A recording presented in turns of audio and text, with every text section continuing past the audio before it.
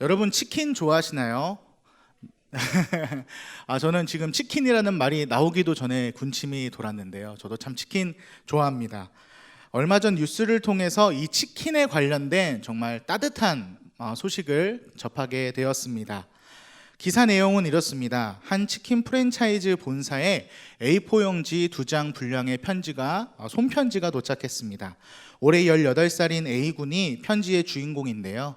사고로 부모님을 잃고 할머니와 7살 어린 동생과 함께 살아가는데 가정 형편이 어려워 자신의 나이를 속이고 택배 상하차일을 하며 생계를 이어가고 있었다고 합니다.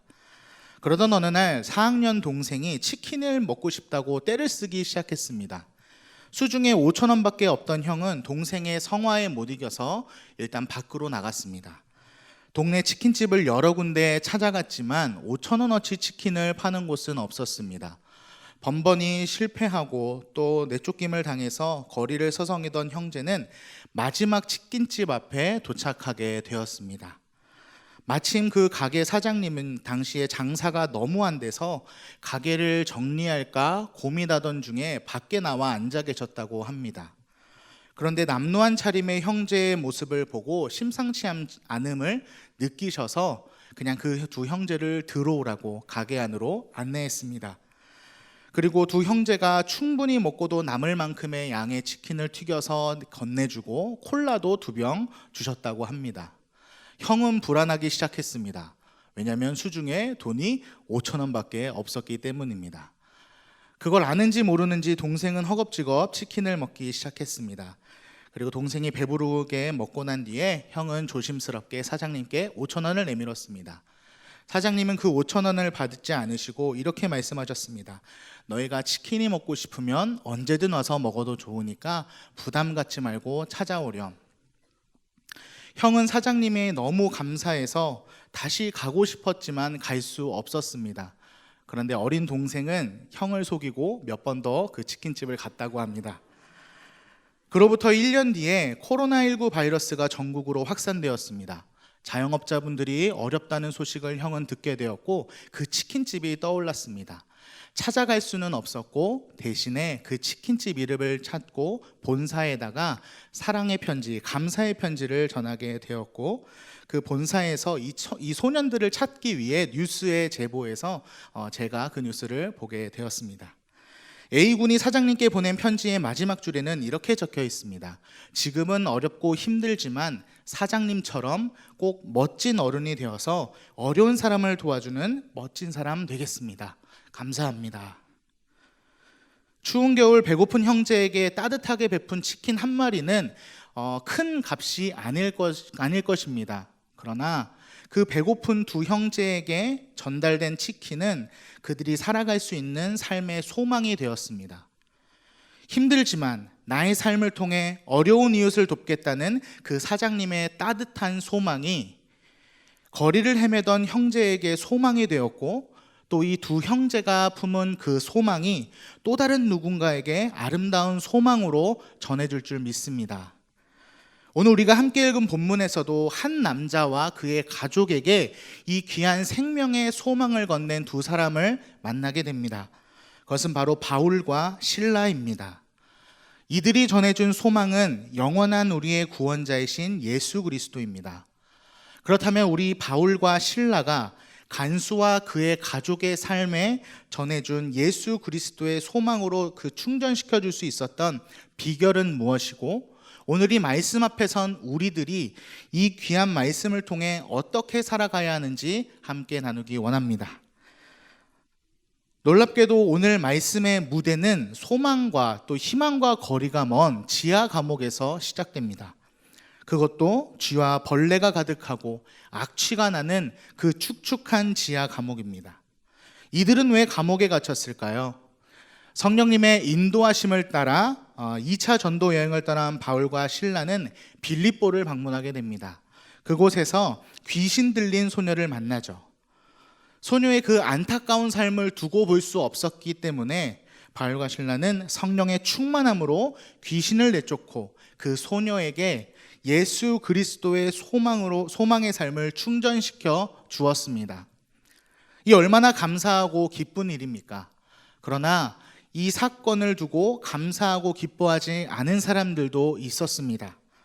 귀신 들린 소녀를 이용해 돈을 벌던 사람들은 바울과 실라를 고발하였고, 로마 병사들에 의해 끌려온 바울과 실라는 옷이 찢겨지고 막대기로 마구 맞는 형벌을 받게 됩니다.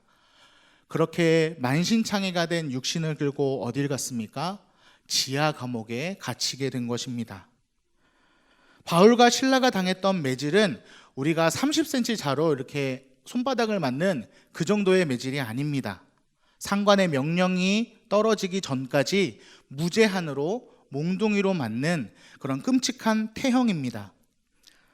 몸에 이곳저곳이 터진 그 아픔, 그런데 그것도 억울한데 지하 감옥에까지 끌려가는 이 억울하고 황당한 일을 우리는 어떻게 받아들여야 될까요? 여러분이라면 이 상황 가운데 어떻게 반응하실 것입니까? 억울하다고, 나 정말 억울하다고 감옥이 떠나가라 외치시겠습니까? 아니면 나를 이렇게 가두고 또 나를 이렇게 억울하게 고발한 사람들에게 큰 벌을 내려달라고 하나님께 기도하시겠습니까? 바울과 실라는 이렇게 행동했습니다. 우리 함께 16장 25절을 읽겠습니다. 한밤중에 바울과 실라가 기도하고 하나님을 찬송하며 죄수들이 듣더라. 아멘. 바울과 실라에게 억울함이나 고통을 찾아볼 수 없습니다. 그들은 여전히 성령의 인도하심을 따라 기쁨으로 하나님을 찬양했고 예수 그리스도의 소망을 전할 수 있음에 감사하며 기도드렸습니다. 더 놀라운 것은 죄수들이 이 찬양과 기도 소리에 잠잠히 귀 기울였다는 사실입니다. 감옥은 공포와 분노의 장소입니다. 잠잠할 수 없는 곳입니다.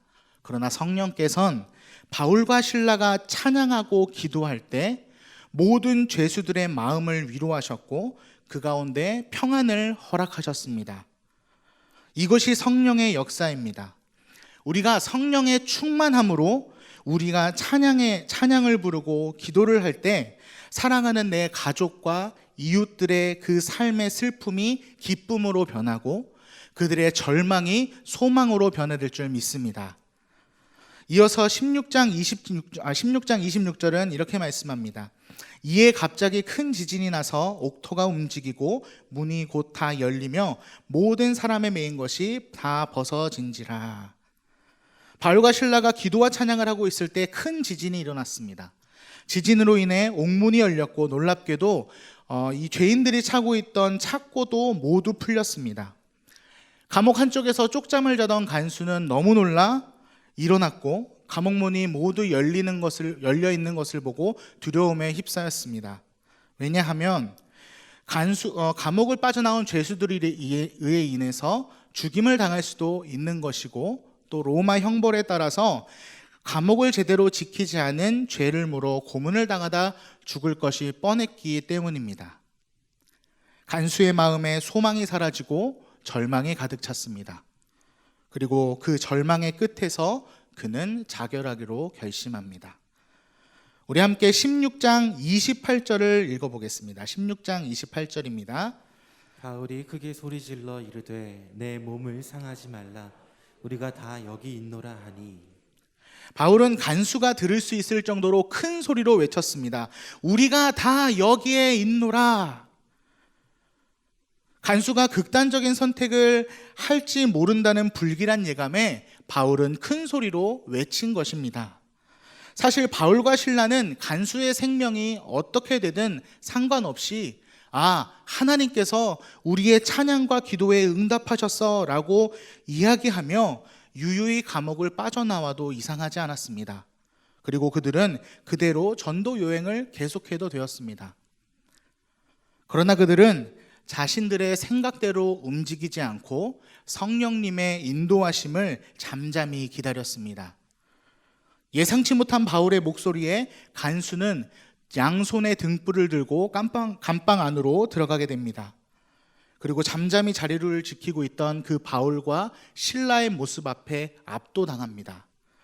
그리고 엎드려 눈물로 고백합니다. 16장 30절입니다. 그들을 데리고 나가 이르되 선생들이여 내가 어떻게 하여야 구원을 받으리까 하거늘. 자신의 생명을 구하기 위해 자리를 지킨 그 바울과 실라의 사랑 앞에 간수의 마음의 문이 활짝 열렸습니다. 그리고 바울은 그 마음밭에 예수 그리스도를 심습니다. 우리 함께 16장 31절을 읽겠습니다. 16장 31절입니다. 이르되 주 예수를 믿으라. 그리하면 너와 내 집이 구원을 받으리라 하고. 아멘. 우리의 모든 죄를 사하시고 우리의 죄를 대신해 십자가에 달려 죽으시고 사흘 만에 부활하심으로 우리의 죄 사함을 확증하신 구원자 예수 그리스도를 믿으십니까? 그분이 우리의 삶의 소망 되심을 믿으십니까? 간수는 바울이 전한 그 귀한 복음을 통해 예수 그리스도를 즉시 영접하였고 세상의 소망이 아닌 예수 그리스도의 소망으로 충전되었습니다. 모든 사람이 이렇게 쉽게 예수님을 믿는다면 얼마나 좋겠습니까? 그러나 전도를 해보면 이것이 얼마나 어려운 일인지를 깨닫게 됩니다. 제가 일본에서 사역할 때 아내와 함께 늘 전도하던 장소가 있었습니다. 바로 신주쿠에 위치한 동경 한국학교입니다. 도쿄에 단 한 곳밖에 없어서 도쿄에 사는 거의 대부분의 한국의 다음 세대들을 만날 수 있는 곳입니다. 초등학생부터 고등학생까지 그 모든 등굣길에 만날 수 있기 때문에 여기는 다음 세대의 전도의 황금어장입니다. 무엇보다 일본어가 아닌 한국어로 복음을 자신 있게 전할 수 있기 때문에 이곳을 자주 방문했습니다. 학교 앞 노방전도가 있는 날이면 이른 아침부터 전도를 시작했습니다. 그럼 적어도 하루에 100명 이상의 아이들과 선생님들께 예수 그리스도의 소망을 전할 수 있었습니다. 주일날 꼭 교회 갈게요. 제 전화번호 이거예요. 약속할게요. 저 꼭 데리러 오셔야 돼요. 열심히 약속하고 전화번호도 받습니다. 그런데 늘 주일 아침이면 전화기가 꺼져 있습니다. 열심히 차를 몰고 약속 장소에 가면 아무도 나와 있지 않습니다. 한 명의 아이를 전도하는 것도 이렇게 어려운데 평생을 예수님을 모르고 지냈던 이 이방인 간수, 어떻게 그는 예수 그리스도를 구주로 영접할 수 있었을까요? 그가 경험한 지진 때문이었을까요? 아마 지진이 그 원인이라면 크고 작은 지진이 한 달에 2-3번씩 있는 일본에서는 아마 그 모든 일본 사람들이 예수님을 믿었을 것입니다. 간수는 바울과 실라가 보여준 그리스도인의 삶의 자세에 감동했습니다. 억울한 일을 당하고 심한 매를 맞고 지하 감옥에 갇혔음에도 불구하고 감사하고 기도하고 기쁨의 찬양을 올려드렸던 그들의 믿음과 긍정적인 삶의 자세, 감옥문이 열리고 도망치지 않고 오히려 자신을 염려해준 사랑과 연민의 모습, 이것이 간수를 감동케 한 것입니다.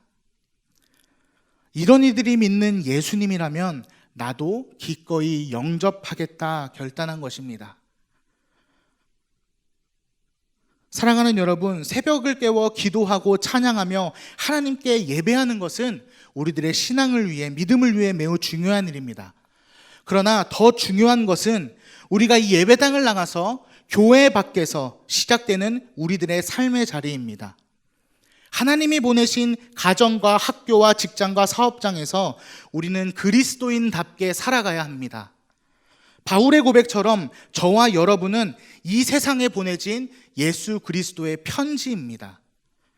우리가 담아내고 있는 삶의 모습, 우리가 담아내고 있는 삶의 향기, 우리가 담아내고 있는 삶의 언어와 행동, 이것을 보고 세상은 예수 그리스도를 보게 되고 예수님의 소망을 품고 주님을 아버지라 고백하게 됩니다. 빌립보서 2장 5절은 우리에게 이렇게 말씀합니다. 너희 안에 이 마음을 품으라 곧 그리스도 예수의 마음이니. 우리의 삶의 자리에서 예수님의 마음을 품고 살아갈 때 주님은 우리를 통해 귀한 소망의 열매, 구원의 열매를 맺어주실 줄 믿습니다. 혹시 가족 중에, 친구 중에, 또 이웃 중에 예수 그리스도를 믿지 않으시는 분들이 있습니까? 그렇다면 성경 지식이나 종교적인 태도를 전하기 전에 예수 그리스도의 소망을 품고 사는 그리스도인의 삶을 보여주시기 바랍니다. 여러분의 섬김과 나눔, 헌신과 사랑을 통해 사랑하는 가족과 친구와 이웃이 예수 그리스도를 영접하게 될 것입니다. 마지막 16장 33절부터 34절을 함께 읽겠습니다. 그 밤 그 시각에 간수가 그들을 데려다가 그 맞은 자리를 씻어주고 자기와 그 온 가족이 다 침례를 받은 후 그들을 데리고 자기 집에 올라가서 음식을 차려주고 그와 온 집안이 하나님을 믿음으로 크게 기뻐하니라. 아멘. 예수 그리스도를 소망으로 품은 간수의 삶이 완전히 변화되었습니다.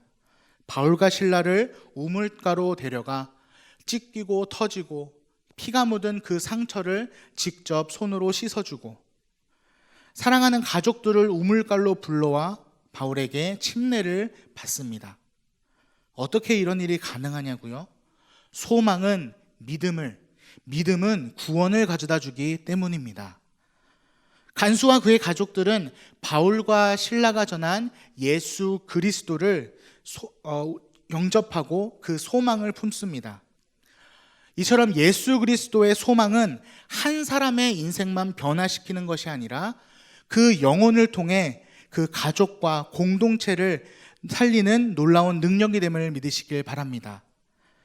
침례를 마친 그들에게 구원의 기쁨이 넘쳤습니다.